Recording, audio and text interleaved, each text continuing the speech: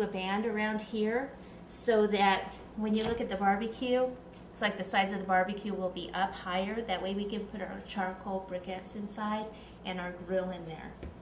If I just were to put them on top right now, it would look funny. So get rid of this mess here.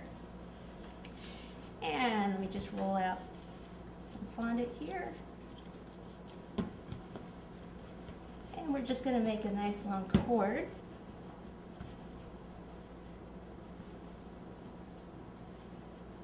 So I'm starting at the center and I'm rolling outward like this. Let's see if this is going to be long enough. Nope.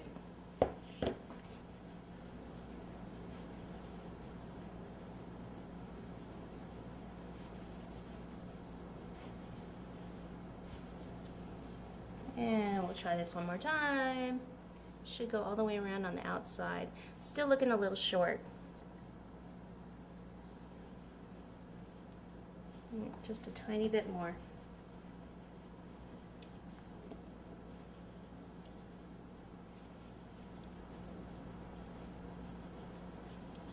Okay, so to attach this, I'm just going to take a little bit of shortening and kind of go right around the edge here. You can use water if you'd like.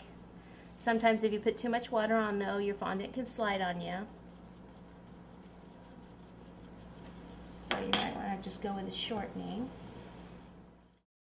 This is the front of the cake. We'll probably have our lid here. So let's put the seam behind the lid.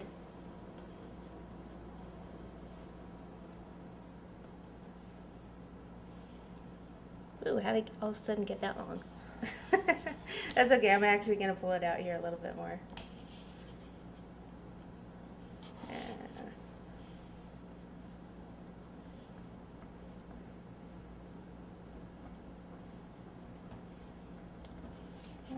Okay, before I cut it, just make sure you like where it is.